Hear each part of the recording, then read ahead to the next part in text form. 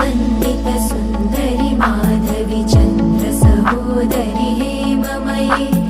मुनिगण वन्दित मोक्षप्रदायिनि मञ्जुलभाषिणि वेदनुते पङ्कजवासिनि देवसुपुत्रि